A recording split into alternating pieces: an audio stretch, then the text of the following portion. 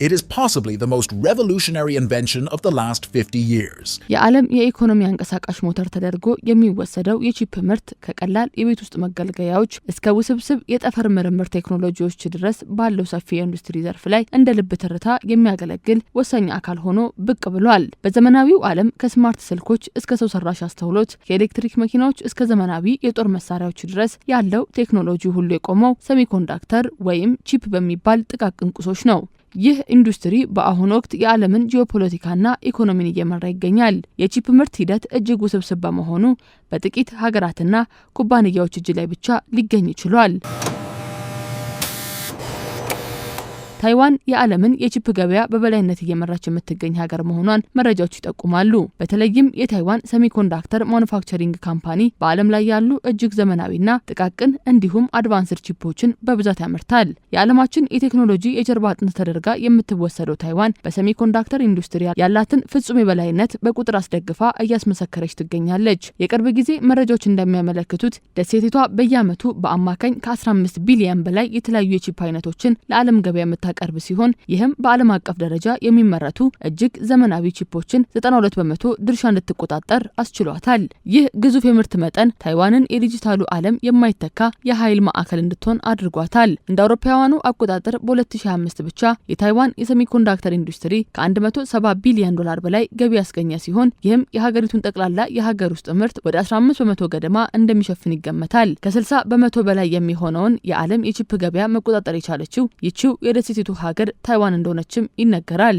ቻይና የኤክስፖርት 40% የሚሆነውን ድርሻ በመያዝ ቀዳሚዋ የታይዋን የሴሚኮንዳክተሮች ሸማች ሀገር ናት። አሜሪካ በሁለተኛ ደረጃ የምትከተል ሲሆን በተለይም እንደ አፕል፣ ኒቪዲያና የአሜሪካው አድቫንስድ ማይክሮ ዲቫይስ ያሉ ግዙፍ የቴክኖሎጂ ተቋሞቿ ሙሉ በሙሉ በሚባል ደረጃ በታይዋን ምርቶች ላይ ጥገኞች ስለመሆናቸው መረጃዎች ይጠቁማሉ። በተጨማሪም ደቡብ ኮሪያ፣ ጃፓንና የአውሮፓ ህብረት አባል ሀገራት የታይዋን ቺፖች ዋነኛ ገዢዎች ናቸው። ቺፕን በማምረት እውቅና ያላት ሀገር ደቡብ ኮሪያ ስትሆን የሚሞሪ ቺፕን ግዙፍ በሆነው ሳምሰንግ ኩባንያ አማካኝነት ታመርታለች። በዓለም አቀፍ ገበያ ውስጥም ከ15 እስከ 18% የሚሆነውን የገበያ ድርሻ በመያዝ ሁለተኛዋ ሀያል ሀገር ሆናለች። ባለፉት ዓመታት በቢሊዮን የሚቆጠር ዶላር በመመደብ የራሷን የቺፕ ኢንዱስትሪ ለመገንባት በከፍተኛ ፍጥነት እየተንቀሳቀሰች የምትገኝ ሀገር ናት ቻይና። ምንም እንኳን በከፍተኛ ቴክኖሎጂው ረገድ ገና ብትሆንም ለመኪናና ለቤት ውስጥ መገልገያዎች የሚሆኑ ቺፖችን በብዛት በማምረት ቀዳሚ ለመሆን እየጣረች ትገኛለች። በዚህም ከ12 እስከ 15% የሚሆነውን የገበያ ድርሻ ትይዛለች። በቺፕ ዲዛይንና ሶፍትዌር ረገድ ሀገረ አሜሪካ መሪ ብትሆንም የማምረት ሂደቱ ግን በሀገር ውስጥ ሲካሄድ እንዳልነበረ ሪፖርቶች ያሳያሉ።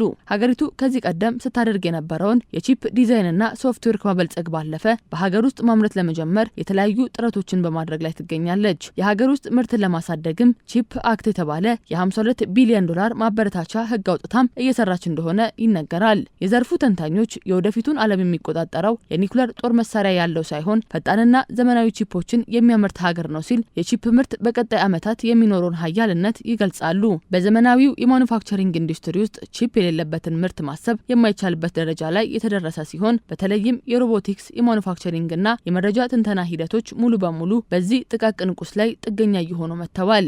ይህም ቺፕን ለኢንዱስትሪዎች እድገት ብቻ ሳይሆን ለሀገራት የኢንዱስትሪ የበላይነት ዋነኛ መለኪያ እንዲሆን አድርጎታል። የቺፕ ምርት በኢንዱስትሪ ውስጥ ያለው ሚና ይበልጥ ጎልቶ የታየው በአውቶሞቲቭና በኢነርጂ ዘርፍ ላይ ነው። ይህ ጥገኝነት በምርት ሰንሰለቱ ላይ በሚፈጠር መጠነኛ መስተጓጎል ሳቢያ በመላው ዓለም የሚገኙ ፋብሪካዎች ስራቸውን እስከ ማቆም እንዲደርሱ የሚያደርግ ሲሆን ይህም ቺፕን ከቴክኖሎጂ ውጤትነት ባለፈ የዓለምን ኢንዱስትሪዎች ህልውና የሚወስንበት ስትራቴጂካዊ ግብዓት ሊሆን ችሏል። እንደ አውሮፓ ህብረት፣ ህንድና ጃፓን በቺፕ ምርት በሌሎች ሀገራት ላይ ጥገኛ ላለመሆን የራሳቸውን የቺፕ ፋብሪካዎች ለመገንባት በቢሊዮኖች የሚቆጠር ገንዘብን ፈሰስ እያደረጉ እንደሚገኙ ጥናቶች ያመለክታሉ። የቺፕ ኢንዱስትሪ ከቴክኖሎጂ ውጤትነቱ ባለፈ የሀገራትን የኃይል ሚዛን መለኪያ መሆን ከጀመረ ሰንበትበት ብሏል። በቀጣዮቹ 5-10 ዓመታት ደግሞ የምርት ሰንሰለቱን ከኤሲያ ወደ አውሮፓና አሜሪካ የማምጣት እንቅስቃሴዎች እየተደረጉ ሲሆን ይህም የዓለምን ኢኮኖሚ መልክ ይለውጣል ተብሎ ይጠበቃል ሲሉ ባለሙያዎች ሀሳባቸውን ይሰጣሉ። This microchip can take up to 26 weeks to make.